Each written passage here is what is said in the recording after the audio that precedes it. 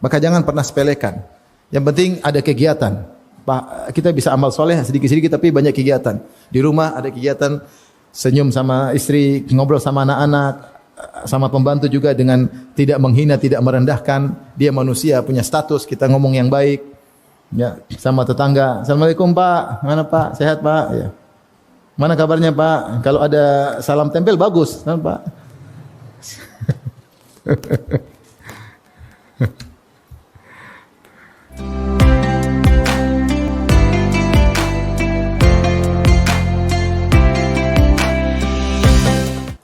Sungguhnya masalah pahala ini sangat penting karena kedudukan seorang di akhirat kelak berdasarkan pahala dari amal soleh yang dia lakukan. Ya. Makanya dikatakan oleh Ibnu Qayyim rahimahullahu taala bahwasanya an-najatu minan nar bimaghfiratillah, selamat dari neraka adalah karena ampunan Allah. Wa dukhulul jannah bi rahmatillah, masuk surga karena rahmat Allah. Namun waqtisamu ad-darajat wal manazil bil a'mal, adapun pembagian derajat level-level dalam surga adalah dengan amal saleh. Saya ulangi, selamat karena apa? Ampunan Allah. Masuk surga karena rahmat Allah. Tapi level di akhirat yang menentukan adalah amal saleh. Makanya Allah berfirman, udkhulul jannata bima kuntum ta'malun. Masuklah kalian ke surga sesuai dengan berdasarkan amal soleh kalian. Demikian juga Allah berfirman, kulu washrabu hani'an bima aslaftum fil ayyamil khaliyah. Makanlah dengan senang-senang, minumlah dengan senang-senang di surga. Bima aslaftum fil ayyamil khaliyah, dari amal soleh kalian pada hari-hari yang lalu, itu ketika di dunia. Paling kita dapati bahwasanya para orang-orang salihin mereka berlomba-lomba untuk beramal saleh. Allah mengatakan was-sabiqunas sabiqun ulaika humul muqarrabun. Dan orang yang duluan itulah orang yang didekatkan kepada Allah. Mereka berlomba-lomba untuk beramal saleh, duluan-duluanan.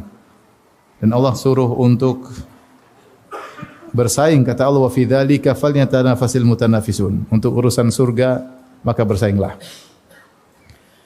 Dan ternyata pahala itu hak prerogatif Allah. Allah mau kasih pahala terserah Allah. Memang ada aturan bahwasanya minimal amal soleh pahalanya 10 kali lipat.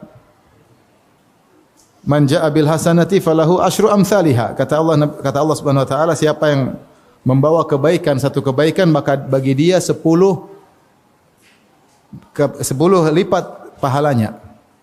Ini minimal. Setiap amalan minimal pahalanya 10 kali lipat. Makanya Rasulullah SAW mengatakan, ya, la aqulu ya, wal hasanatu bi asyri amsalihha.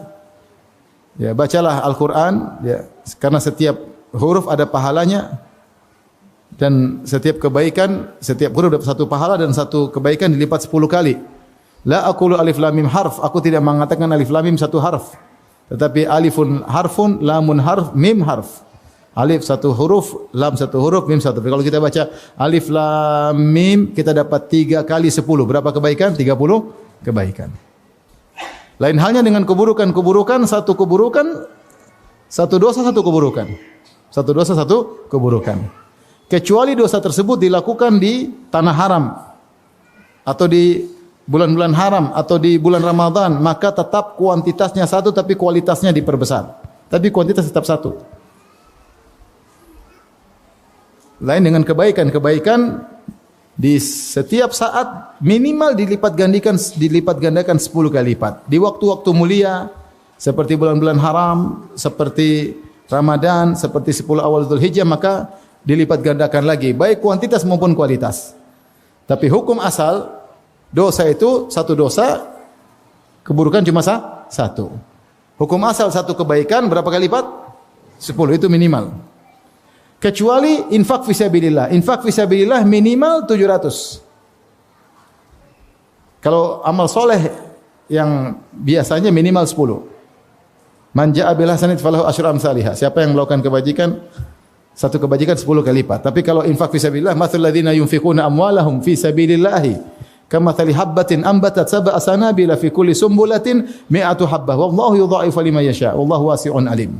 Dalam surat Al-Baqarah kata Allah Subhanahu wa taala perumpamaan orang yang berinfak di jalan Allah fi sabilillah untuk jihad, untuk dakwah. Karena dakwah di antaranya jihad fi sabilillah untuk para penuntut ilmu. Kata Rasulullah sallam, "Man kharaja fi talabil ilmi fa huwa fi sabilillah hatta yarji'." Siapa yang keluar untuk menuntut ilmu dari rumahnya, maka sungguhnya dia sedang fi sabilillah sampai dia kembali. Oleh karenanya infak fi sabilillah minimal 700 kali lipat. Allah berfirman, "Matsalul ladzina yunfiquna amwalan fi sabilillah." Perumpamaan orang yang menginfakkan hartanya jalan Allah, kamatsali habbah, seperti biji ambatat sab'a sanabil yang kemudian menumbuhkan 7 bulir.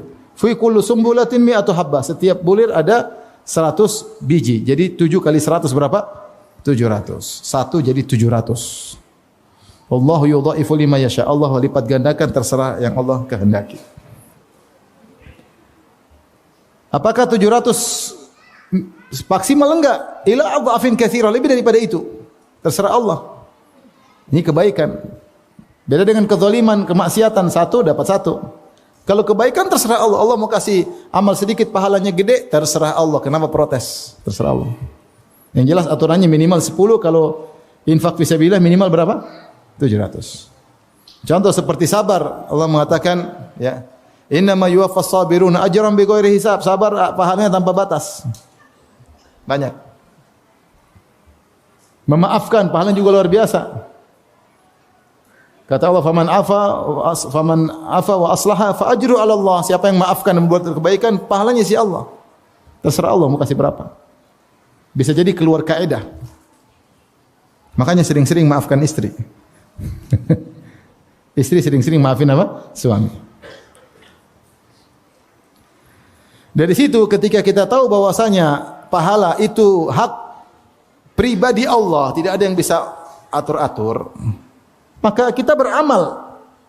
Meskipun mungkin menurut pandangan kita kecil, rendah. Tapi urusan pahala, urusan Allah. Mau besarin, tidak ada yang bisa protes. Oleh karenanya, Nabi SAW tentu menyuruh kita beramal sebanyak-banyaknya. Tetapi, bukan berarti kita meremehkan amal sedikit. Kata Nabi, beramallah. Seperti contoh, Rasulullah SAW bersabda, ini motivasi Nabi. Untuk tidak meremehkan amal apapun, kita beramal meskipun sedikit-sedikit. Sedikit, tapi kalau variatif lama-lama banyak atau tidak? Banyak lah. Kata Nabi, la tahqiranna minal ma'rufi syai'an walau antalqa akhaka biwajhin talik. Janganlah meremehkan kebaikan apapun. Jangan pernah meremehkan, karena pahalanya yang tahu siapa? Allah. Allah mau kasih besar, urusan Allah. Makanya Ibnu Mubarak berkata, rubba amalin saghir tu'azzimuhun niyyah. Betapa banyak amalan sedikit jadi besar gara-gara niat yang luar biasa. Pahala terserah Allah. Maka Rasulullah mengatakan jangan pernah meremehkan amal apapun. Walau antalqa akhaka biwajhin talik, meskipun hanya sekedar tersenyum ketika ketemu saudara. Antum senyum, tapi ingat senyum karena Allah ya. Bukan senyum karena ada udang di balik batu. Bukan senyum karena menggoda akhwat, apalagi menggoda istri orang. Ittaqillah. Enggak boleh.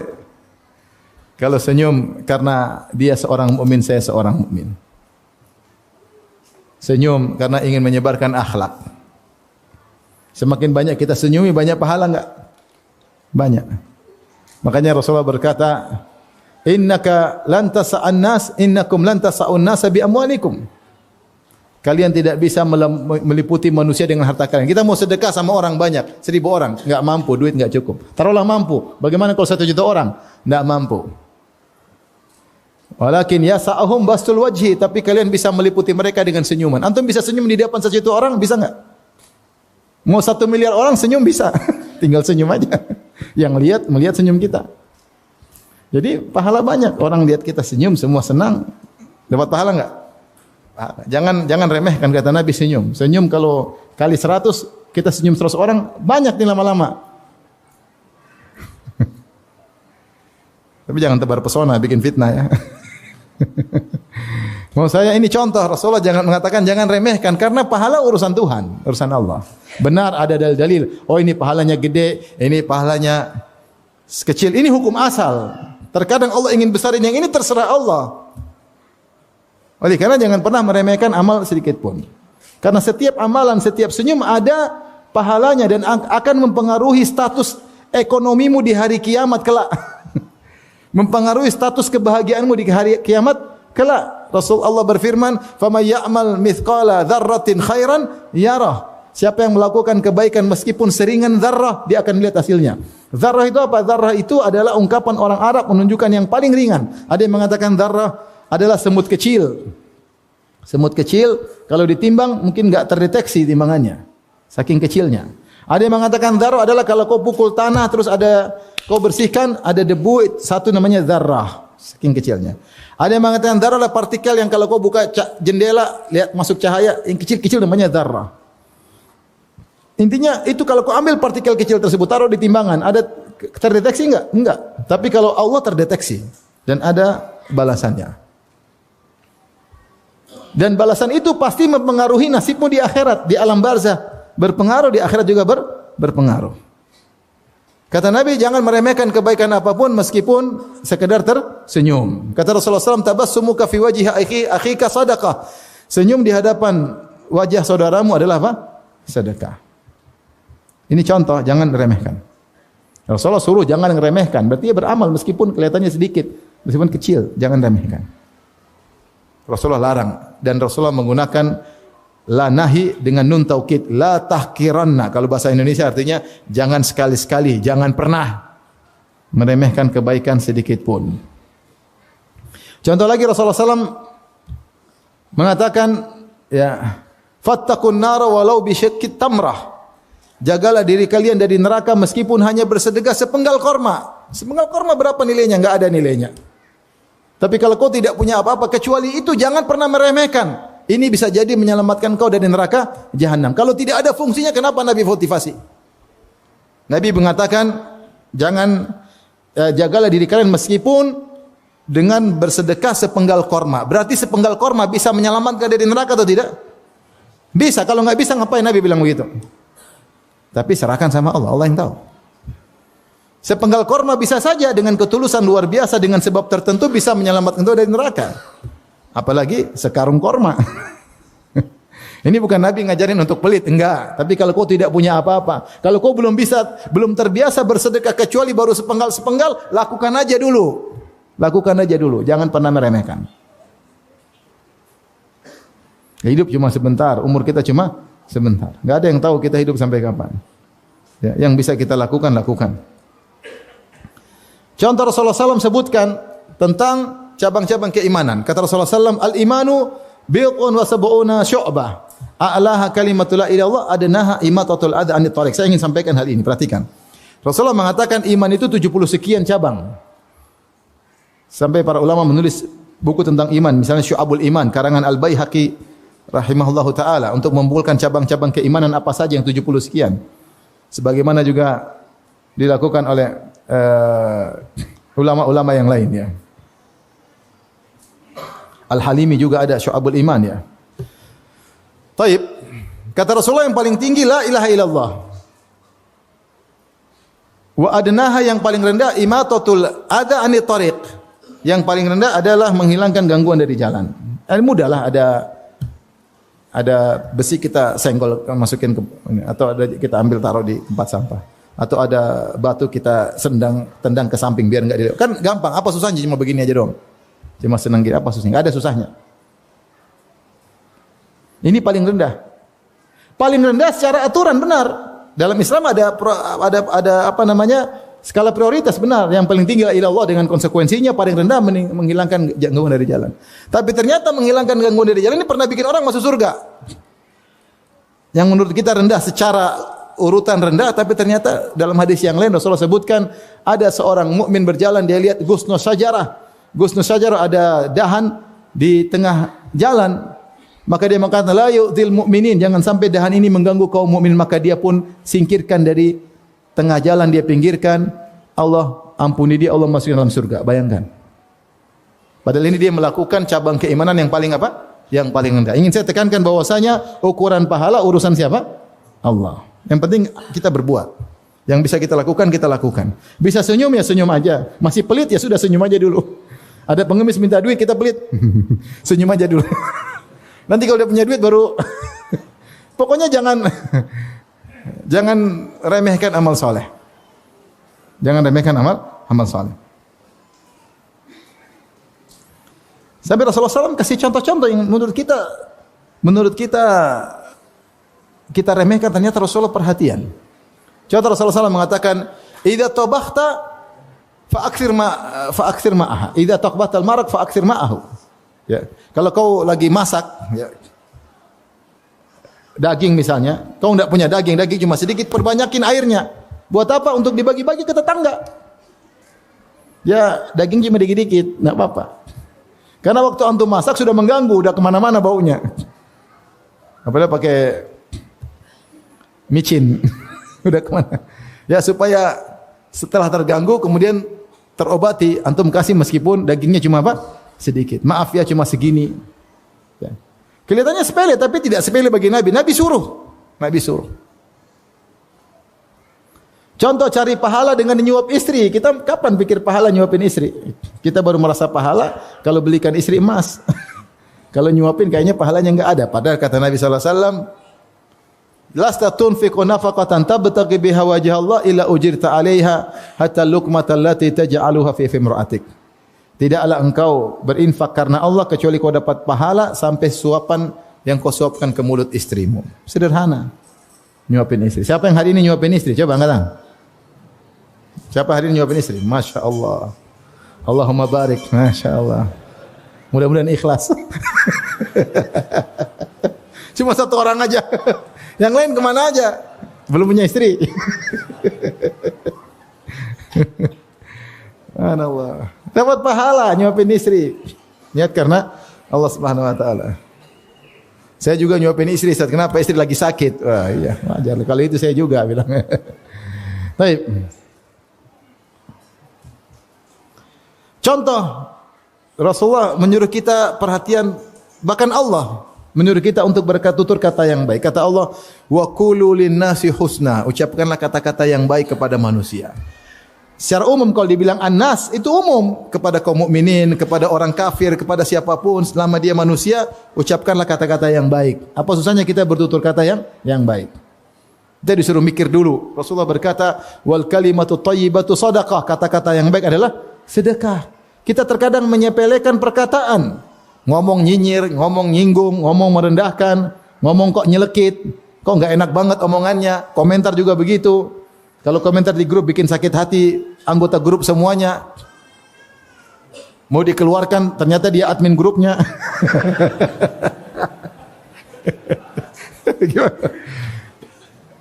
Apa susahnya kita kata-kata baik? Kata Nabi, "Wal kalimatu thayyibatu shadaqah." Kata-kata baik sedekah. Subhanallah. Tidak bisa kita sedekah tiap hari sama istri, ngomong sama istri dengan baik. "Sayang, gimana kabarnya? Gimana kamu hari ini? Gimana status ekonomi hari ini?" "Mana sayang, sudah baca Quran belum? Abi kangen dengar suaramu." Masya Allah, kan enak. Kata-kata baik. Menghargai perasaan istri. Milih kata-kata sebelum ngomong sama istri. Dapat pahala. Sama anak-anak juga demikian. Ucapan kata-kata yang menyenangkan anak-anak. Niat karena Allah. Dapat pahala enggak? Pahala. Sedikit. Jadi banyak. Sedikit ini pun pahalanya belum tentu sedikit. Pahala kan saya bilang tadi hak prerogatif siapa? Allah. Hak istimewa Allah. Enggak ada yang mau protes-protes ya Allah mau kasih pahala terserah Allah Subhanahu wa taala. Mau sebanyak apapun terserah Allah Subhanahu wa taala. Sampai Rasulullah bersabda tentang zikir secara umum. Kalimatani khafifatani alal lisani thaqilatani fil mizani subhanallah bihamdi subhanal azim. Dua kalimat yang ringan di lisan, tidak ada susahnya. Cuma bilang subhanallah bihamdihi subhanal azim. Ya. Tapi thaqilatani fil mizan. Tetapi berat di timbangan. Pahalanya besar. Dua kalimat tersebut subhanallah bihamdihi subhanallahil azim. Dan zikir-zikir secara umum pahalanya besar. Mudah kita zikir sedikit, istighfar kadang, astagfirullah, atubu ilaih, astagfirullah, atubu ilaih. La ilaha illallah, subhanallah, alhamdulillah, la ilaha akbar. Subhanallah bihamdihi adada khalqihi wa ridha nafsihi wa zinata arsyihi wa kalimatihi. Zikir pagi, zikir petang. Kelihatannya sepele tapi pahalanya besar di sisi Allah Subhanahu wa taala. Maka ini sedikit-sedikit kalau berkumpul jadi banyak. Maka jangan pernah sepelekan. Yang penting ada kegiatan. Kita bisa amal soleh sedikit-sedikit tapi banyak kegiatan. Di rumah ada kegiatan senyum sama istri, ngobrol sama anak-anak, sama pembantu juga dengan tidak menghina, tidak merendahkan. Dia manusia, punya status, kita ngomong yang baik. Ya, sama tetangga. Assalamualaikum Pak, mana Pak? Sehat Pak? Ya. Mana kabarnya Pak? Kalau ada salam tempel bagus, kan Pak?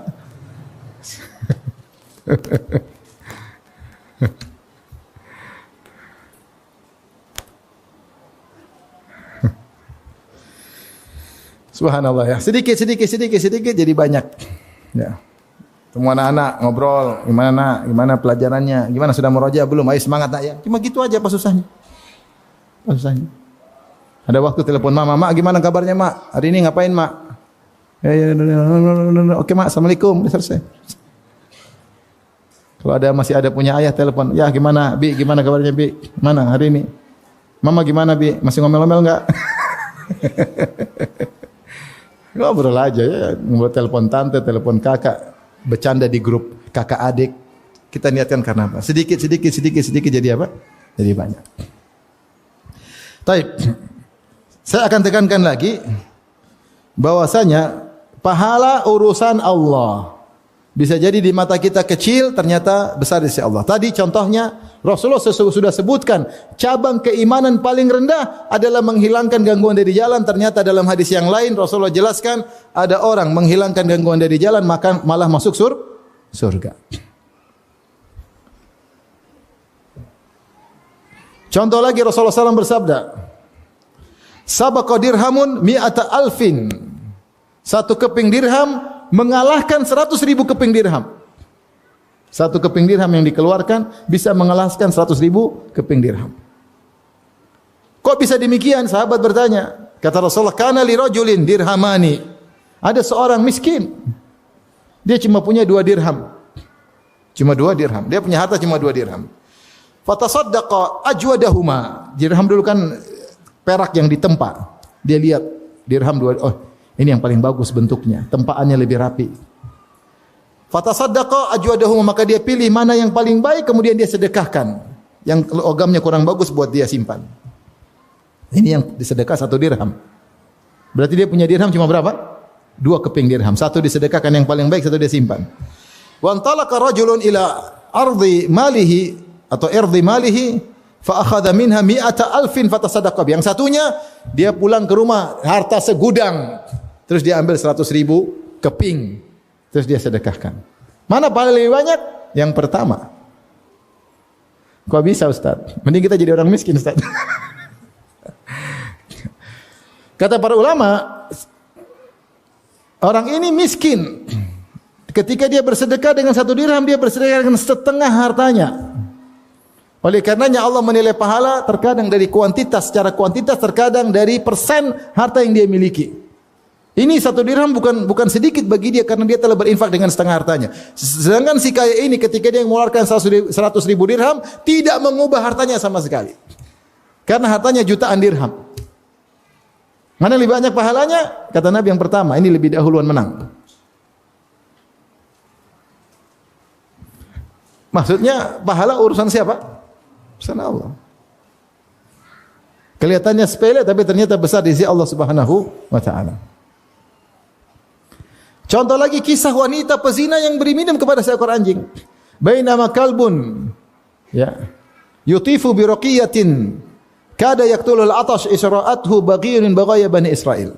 Ada seekor anjing kehausan muter-muter di sebuah sumur. Dia lagi haus sampai jilat-jilat pasir. Depan dia ada air cuma dia enggak bisa nyemplung. Kalau nyemplung enggak bisa keluar, selesai. Ya, innalillahi wa inna ilaihi raji'un. Akhirnya dia muter-muter aja. Tiba-tiba ada wanita pezina dari wanita Bani Israel, kasihan lihat dia. Maka dia pun turun, fanazat muqah, dia lepas sepatunya, dia ambil air, fasaqathu, dia beri minum kepada anjing tersebut, faghafarallahu laha bihi. Maka Allah ampuni dosa-dosanya gara-gara itu, subhanallah. Allah mau ngampuni terserah, gara-gara perkara sepele terserah Allah. Yang penting kamu berbuat apa? Amal soleh. Urusan pahala urusan Allah. Ya Ustaz, dia sedekah 1 miliar. Kamu berapa? Cuma 100.000 Ustaz. Sudah.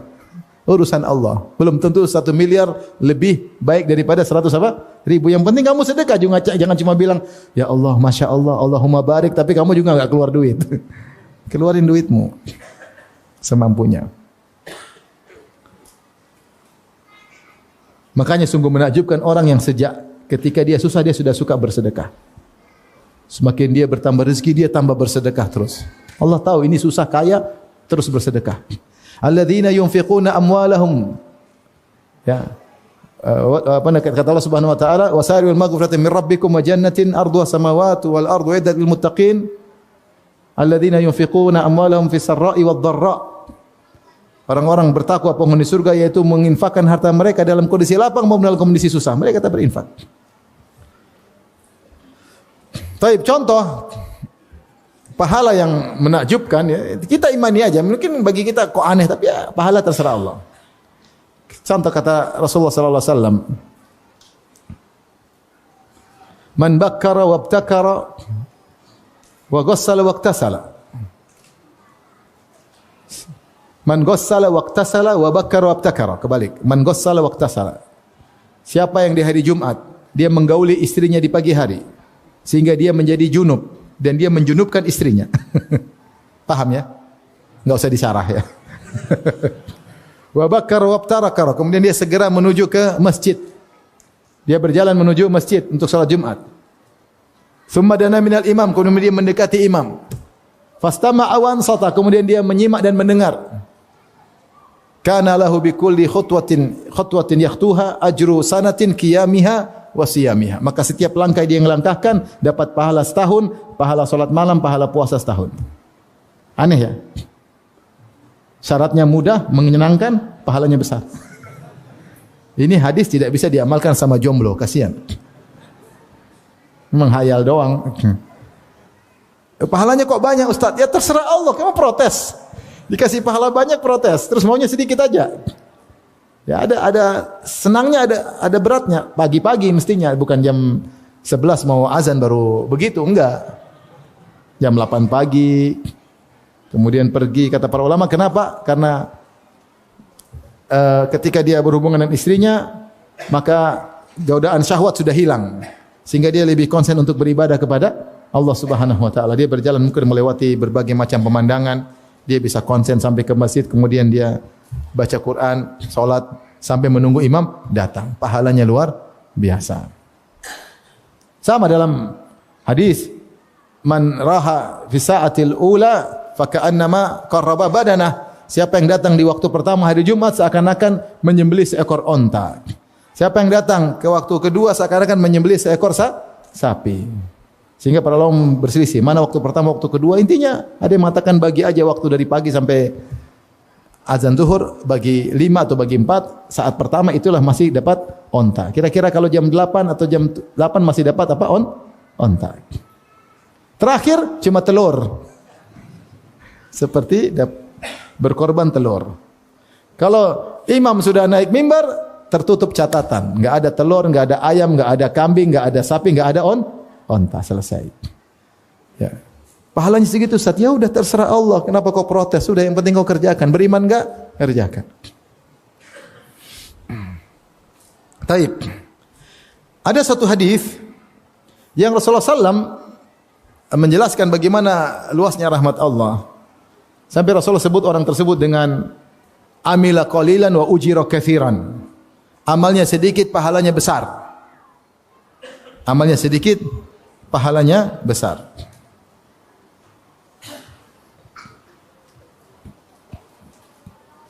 Dalam Sahih Al-Bukhari, Anil Bara' bin Azib radhiyallahu anhu, dari Al-Bara' bin Azib. Dia berkata, Atan Nabiyya sallallahu alaihi wasallam rajulun muqanna. Ada seorang datang menemui Nabi, yaitu seorang menutup wajahnya dengan besi, yaitu pakai helm besi karena perang. Faqala ya Rasulullah, tiba-tiba datang menemui Nabi, ini mau perang. Dia berkata, uqatil au uslim.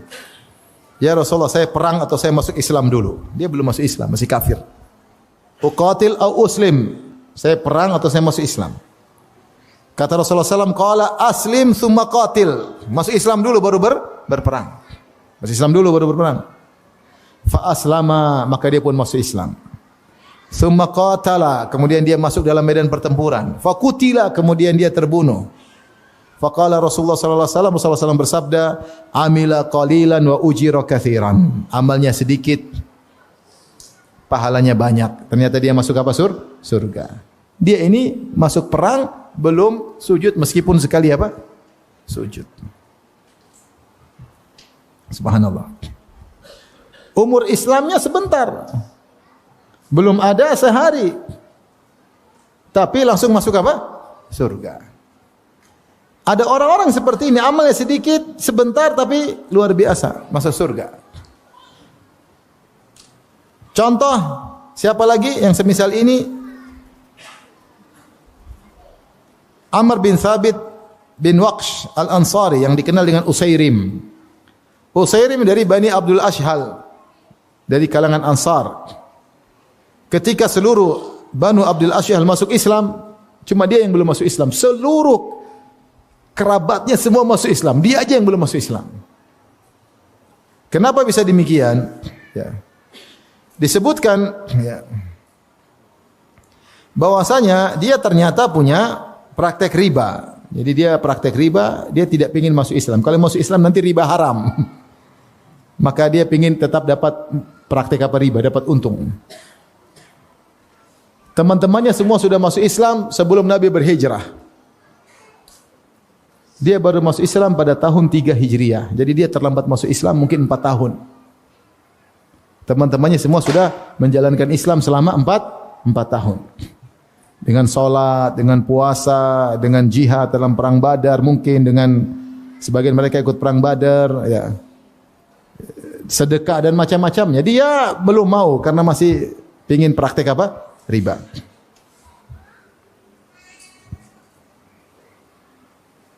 Maka pada perang Uhud dia datang.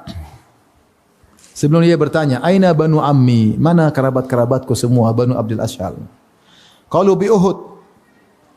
Ada yang mengatakan mereka semua pergi ke Uhud, perang Uhud, membela Rasulullah. Qala aina fulan? Si fulan ke mana?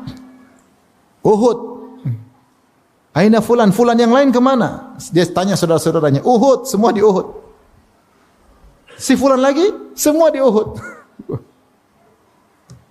Maka falabisa alamatahu wa raqiba farasahu, maka dia pun pakai baju perangnya, kemudian naik kudanya, kemudian dia pun menuju kibalahum, menuju kepada pasukan kaum muslimin. Falamma ra'ahul muslimuna qalu ilaika anna ya Amr. Ketika dia menuju pasukan kaum muslimin, kata mereka kerabat-kerabatnya, "Pergi, jangan dekati kami, wahai Usairim, pergi, ngapain di sini?" Karena dia anggap dia kafir. Kata dia, "Inni amantu, saya beriman. Saya beriman." Akhirnya dibiarkan dia ikut perang. Faqatala hatta jurih fahumila ila ahlihi jarihan. Maka dia pun berperang sampai terluka, kemudian dibawa ke istrinya dalam kondisi terluka. Maka datang Sa'ad bin Mu'adz bertanya kepada saudari perempuannya, saudari perempuan Usairim tadi, "Salihi hamiyatan liqaumika am ghadaban lahum am ghadaban lillah?" Kau tadi berperang karena fanatik suku, karena ingin bela kerabat-kerabatmu, atau karena kau marah membela mereka, atau karena Allah Subhanahu wa taala? Maka Usairim berkata, "Bal ghadaban lillahi wa li rasulih." Saya murka karena Allah dan karena Rasulnya. Maka dia pun meninggal dunia. Fadakhalal jannah, maka dia pun masuk surga. Wa ma shalla lillahi salatan, tidak pernah sujud sekalipun. Subhanallah. Amal sedikit masuk surga. Kita amal banyak, wallahu alam. Artinya saya ingin menekankan bahwasanya pahala itu urusan siapa? Allah.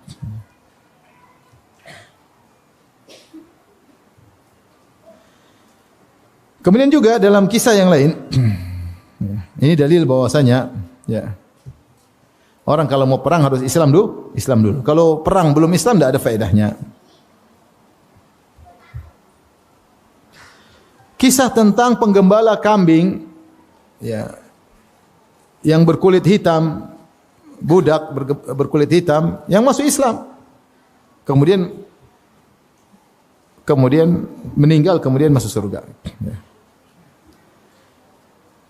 Ada seorang namanya Yasar Al-Habashi, disebutkan oleh Ibnu Al-Athir. Yasar Al-Habashi, dia seorang budak milik seorang Yahudi. Yahudi tersebut namanya Amir. Maka dia pun masuk Islam. Ketika Rasulullah SAW mengepung Khaybar, maka dia pun mati syahid dalam perang tersebut. Ada yang mengatakan namanya Yasar, ada yang mengatakan Aslam. Ya. Adapun kisahnya diriwayatkan oleh Ibnu Hisham dalam Sirah dan juga Al-Baihaqi dalam Dalail an-Nubuwah dan Zahabi dalam Tarikhul Islam dan juga disebut Ibnu Qayyim dalam Zadul Ma'ad. Dari Jabir bin Abdullah radhiyallahu anhuma, beliau berkata, "Kunna ma'a Rasulillah sallallahu alaihi wasallam fi ghazwati Khaybar." Kami sedang bersama Nabi dalam perang Khaybar. Itu memerangi orang Yahudi. Kharajat sariyatun fa akhadhu insanan ma'ahu ghanamun yar'aha. Maka keluarlah pasukan kecil, ya, sariyah. Lalu mereka mendapati seorang yang membawa kambing, penggembala kambing. Faja'u bi ila Rasulillah, maka pasukan kecil itu bawa penggembala kambing ini berkulit hitam dari Habasyi kepada Rasulullah sallallahu alaihi wasallam. Fakallamahu Nabi sallallahu alaihi wasallam masyaallah an yukallimahu. Rasulullah dakwahi dia, Rasulullah dakwahi. Meskipun penggembala kambing Rasulullah dakwahi. Rasulullah dakwahi, kaya miskin Rasulullah dakwahi. Rasulullah dakwahi. Maka sampai orang itu berkata, budak tadi berkata, "Inni qad amantu bika wa bima ji'ta bihi." Ya Rasulullah, aku telah beriman kepadamu dan beriman dengan risalah yang kau bawa. Kemudian fa kaifa bil ghanami ya Rasul? Terus kambing-kambing ini gimana ya Rasulullah? Fa innaha amanah, ini adalah amanah orang, bukan punya saya. Wa hiya linnas, ini saya bawa kambing-kambingnya banyak orang. Kambing-kambingnya orang Yahudi. Ada yang satu kambing, yang punya satu kambing, wasyatan, ada yang punya dua kambing. Dan ada yang punya lebih dari itu, kambing banyak orang saya gembalakan. Kata Rasulullah SAW, "Oh, sub wujuhaha." Yaitu lemparkanlah kerikil-kerikil atau pasir-pasir ke wajah kambing-kambing tersebut. Tarji ila ahliha, nanti akan kembali sendiri. Maka fa akhadha qabdatan min hasba'i aw turabin farama bihi wujuha. Maka budak tadi ngambil satu genggam pasir atau kerikil-kerikil kecil, kemudian dia lemparkan ke wajah-wajah kambing-kambing tadi. Mukjizat ayat, ya, maka kemudian fa kharajat tashtaddu hatta dakhalat kullu syatin ila ahliha. Masing-masing kambing pulang ke majikannya masing-masing. Thumma taqaddama ila shaf, kemudian dia maju ke dalam shaf. Fa asabahu sahmun faqatalahu, maka dia terkena anak panah, kemudian dia pun mati. Walam yusalli lillahi sajdatan qat, dan dia tidak pernah sujud meskipun sekali saja. Rasulullah sallam kemudian mengatakan, masukkan dia dalam tenda mayatnya. Kemudian Rasulullah sallam melihatnya. Kemudian Rasulullah sallam berkata, laqad hasuna islamu sahibikum, sungguh telah indah Islam sahabat kalian ini. Ya, laqad dakhaltu alaihi, dan aku telah melihat tadi jasadnya, mayatnya. Wa inna indahu la zaujataini lahu minal huril ain, sungguhnya dia mendapatkan dua istri bidadari. Masuk Islam cuma sebentar. Amila qalilan wa ujira katsiran, amal sedikit pahalanya besar.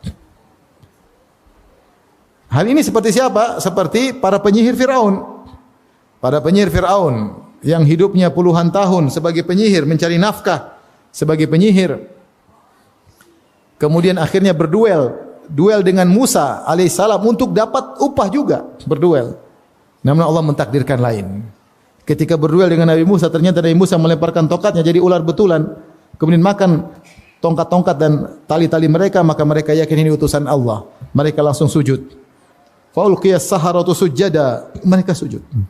Ketika mereka sujud kepada Allah, Fir'aun ngamuk. Ya. Inna hadza lakabirukum alladhi 'allamakum sirra, kalian ini ternyata Musa ini guru kalian cuma sandiwara di sini. Aku akan salib kalian, aku akan potong kalian, potong kaki kanan dengan tangan kiri atau kaki kiri dengan tangan kanan.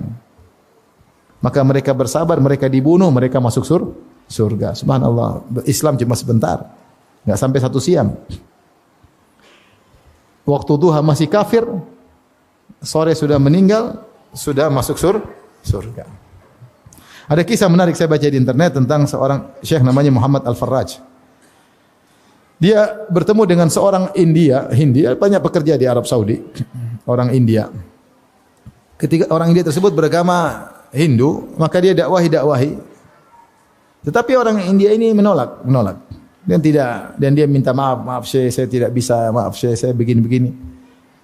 Sampai suatu hari Allah bukakan hatinya. Kadang orang masuk Islam belakangan, mungkin dia mikir, kalau di depan kita mungkin dia belum masuk Islam, tapi pulang dia mikir. Dia tentangkan dengan akal sehatnya, kemudian akhirnya dia dibukakan hatinya untuk masuk Islam. Maka dia pun datang ke Syekh Muhammad Al-Farraj. Di sini sebut namanya Muhammad Al-Farraj, di masjidnya untuk ucapin salam.